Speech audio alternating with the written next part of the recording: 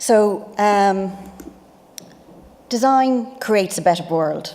It can enhance our lives, our environment, and our society. It shapes everything we see, we use, and experience, and can change the way we live, work, and play. It can bring communities together, and it can influence how we interact with each other. It also enhances business competitiveness in today's very crowded marketplace. One of the areas I'm looking at today is looking at the evidence of when you invest in design, what is the return to business? And I think all the presentations really show what that evidence is. But there's been a lot of research over the last number of years among many organisations across the world in terms of what does that look like. And you'll have seen around the walls today that our colleagues in the UK Design Council have shown that for every euro that's invested in design, that there is a €4 return to operating profit, a €20 return to turnover, and a €5 increase in exports. The Danish Design Centre, they've shown that companies who purchase design enjoy gross revenues of approximately 20% higher than companies that don't.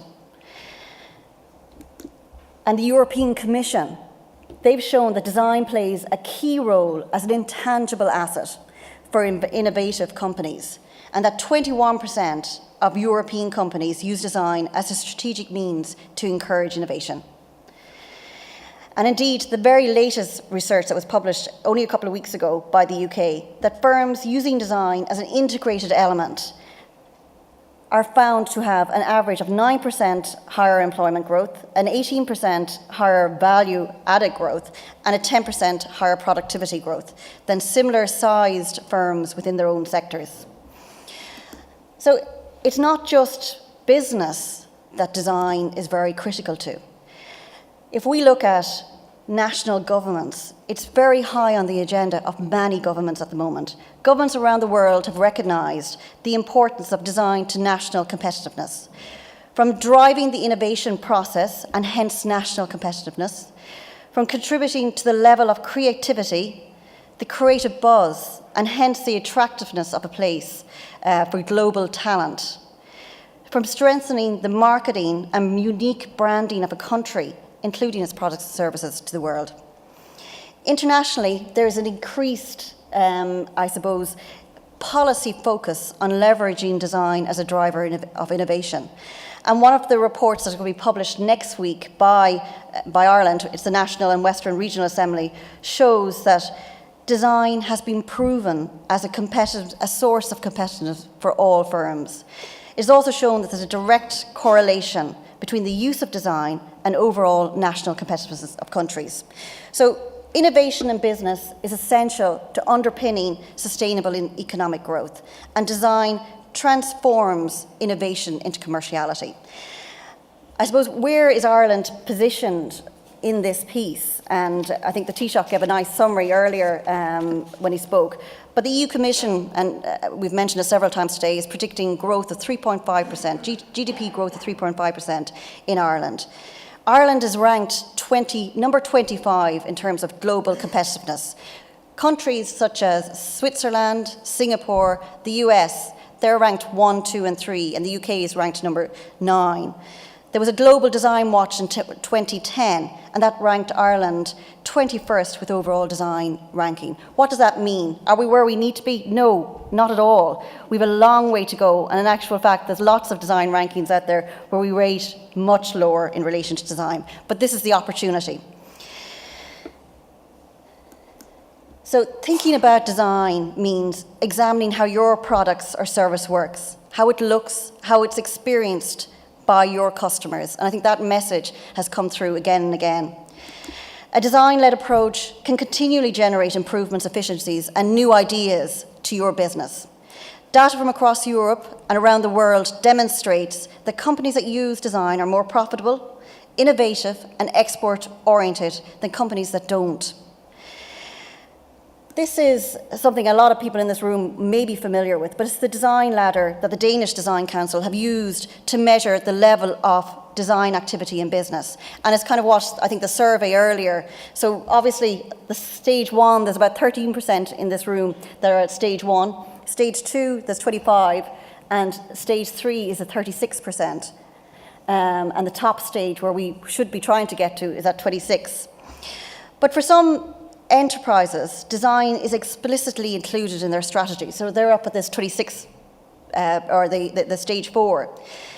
And they know it as a source of advantage. But for others, it's intrinsic in what they do. But they perhaps don't state it or understand it as a basis of competitive advantage. And as a result, it's not captured, it's not protected, and it's not managed as intellectual property.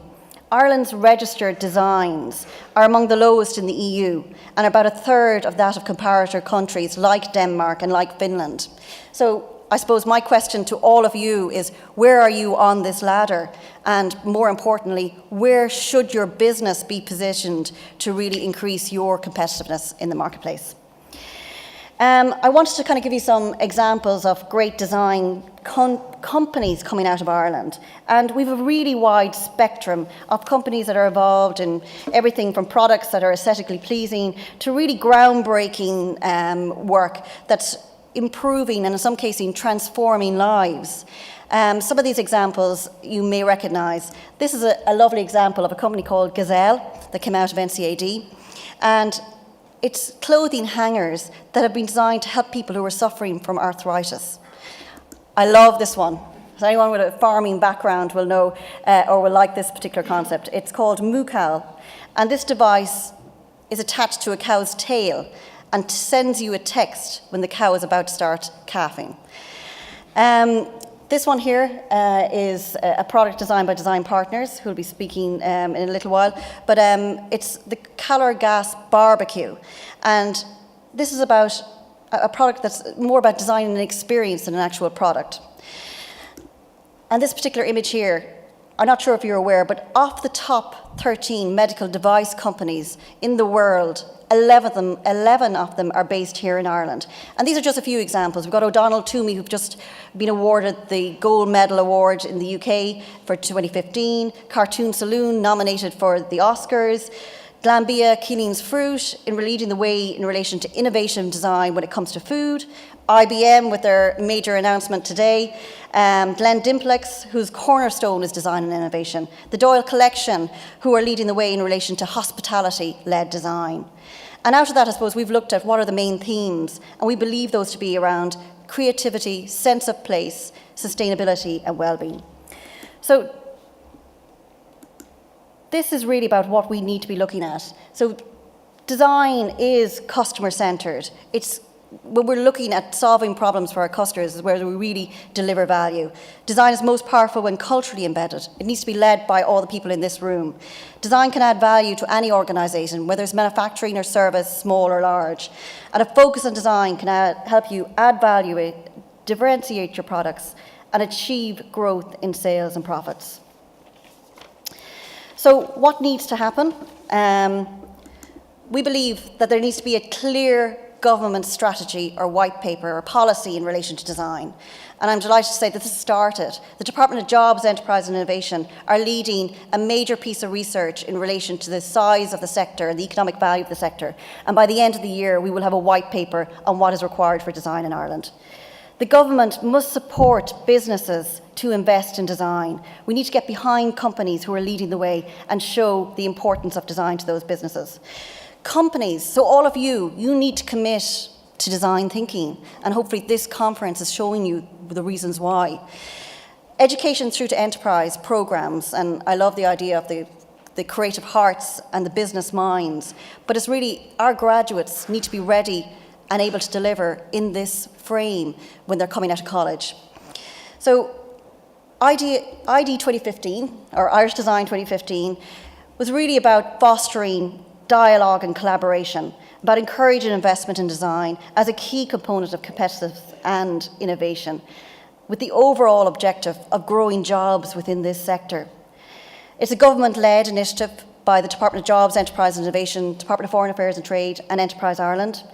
And you may be aware, but that Dublin has been designated World Design Hub for this year, and again, based on the work that was done by Pivot Dublin a couple of years ago.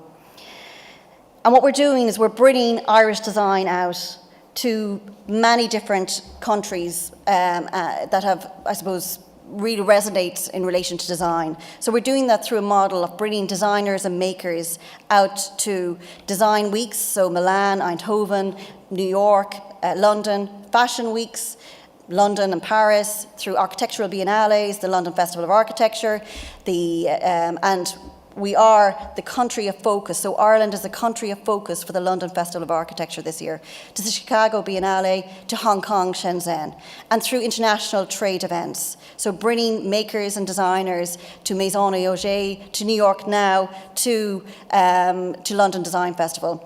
And I suppose I'm going to end with, if you've got great examples of design in your companies, if you want us to profile of those, if you want us to showcase what you're doing, please get in contact with us. Thank you.